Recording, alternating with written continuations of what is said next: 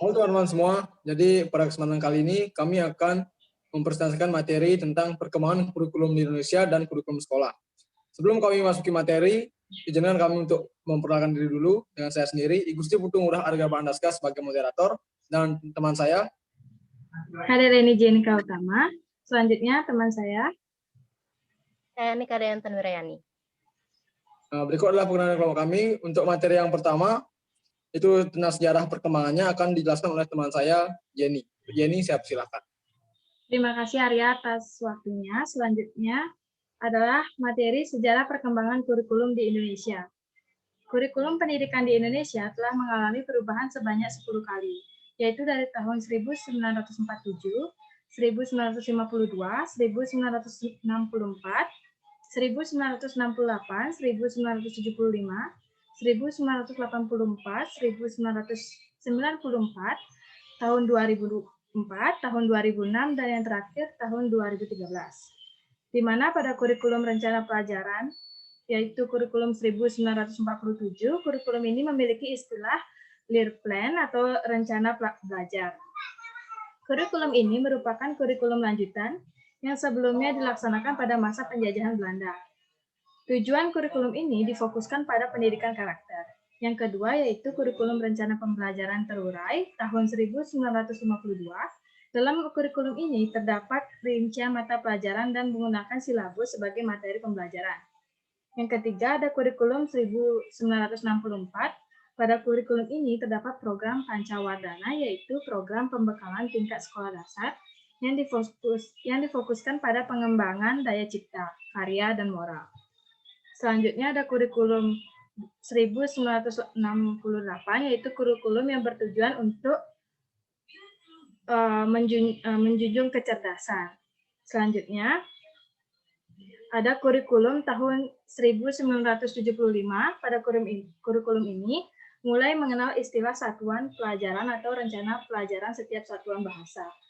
Yang keenam ada kurikulum 1984, yaitu kurikulum ini siswa mulai dianggap sebagai subjek belajar yang menggunakan metode CBSA, yaitu cara belajar siswa aktif.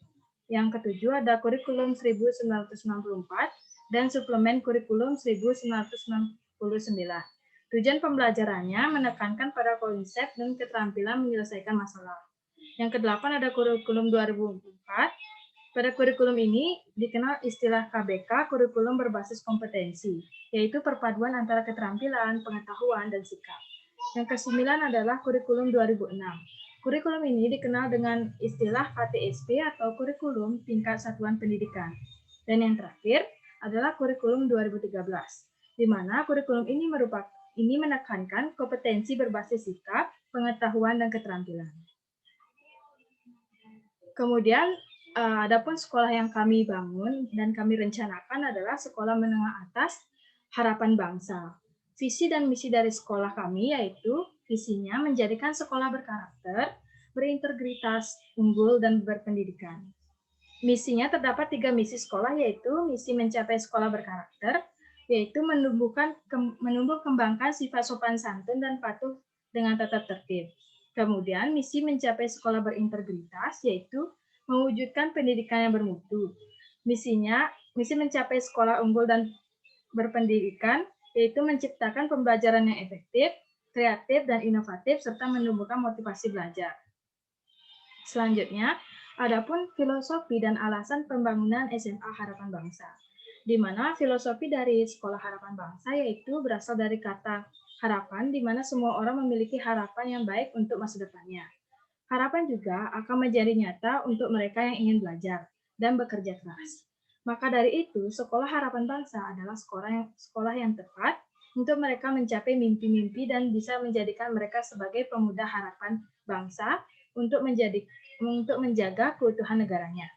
Dan alasan pembangunan SMA Harapan Bangsa ini yaitu untuk menciptakan generasi bangsa yang memiliki karakter dan moral yang baik. Selanjutnya akan dilanjutkan oleh rekan saya, Intan. Baiklah, terima kasih atas waktu yang diberikan. Kita akan berlanjut pada mata pelajaran. Struktur kurikulum pendidikan menengah atas terdiri dari beberapa mata pelajaran. Mata pelajaran di lingkungan SMA terbagi menjadi mata pelajaran wajib dan mata pelajaran peminatan. Mata pelajaran wajib adalah mata pelajaran yang bertujuan untuk memberikan pengetahuan seputar bangsa, bahasa, dan kemampuan penting untuk meningkatkan logika bermasyarakat, kesehatan jasmani, dan juga seni rupa.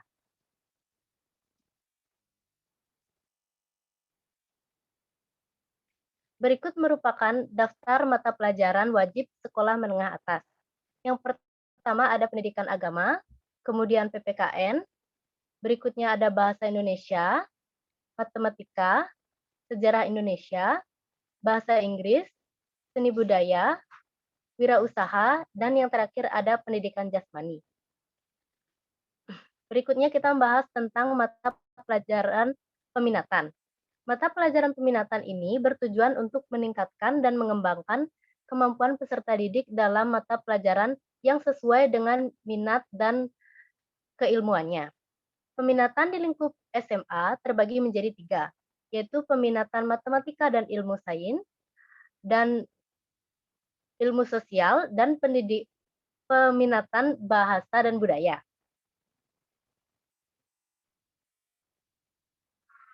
Berikut mata pelajaran masing-masing peminatan. Jurusan MIPA memiliki mata pelajaran kimia, biologi, matematika, dan fisika. Sedangkan Soshum memiliki mata pelajaran geografi, sejarah, sosiologi, dan ekonomi. Dan jurusan bahasa dan budaya memiliki mata pelajaran bahasa dan sastra Indonesia, bahasa dan sastra Inggris, antropologi, dan bahasa asing. Berikutnya, kita beralih pada metode dan strategi pembelajaran.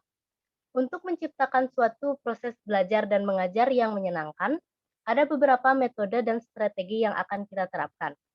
Yang pertama, proses pembelajaran akan lebih terasa menyenangkan apabila pembelajaran diselingi dengan aktivitas bermain seperti game.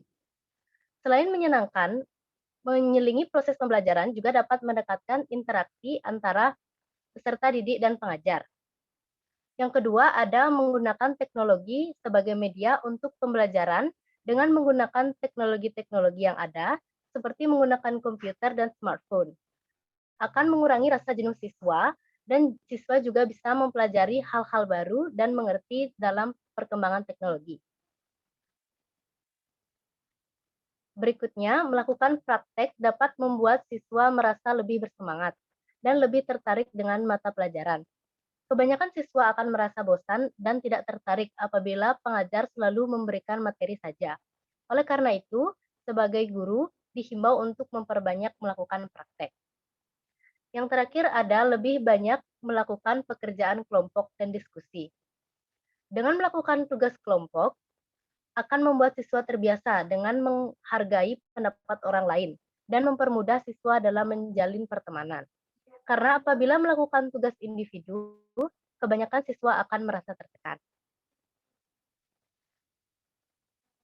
Baiklah, slide berikutnya akan dijelaskan oleh teman saya. Arya, dipersilakan.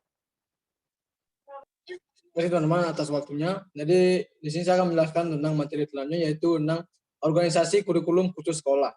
Jadi organisasi kurikulum ini ada 3 jenis, yaitu yang pertama ada mata pelajaran terpisah atau separated subject curriculum. Yang kedua ada mata pelajaran terhubung atau correlated curriculum, dan yang ketiga adalah kurikulum terpadu atau integrated curriculum. Jadi saya akan menjelaskan yang pertama dulu, yaitu mata pelajaran terpisah. Mata pelajaran terpisah bertujuan agar generasi muda mengenal hasil kebudayaan dan pengetahuan manusia yang telah dikumpulkan sejak dahulu.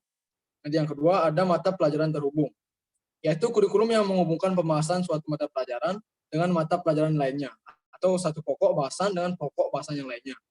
Kurikulum yang terakhir yaitu kurikulum terpadu atau integrated kurikulum.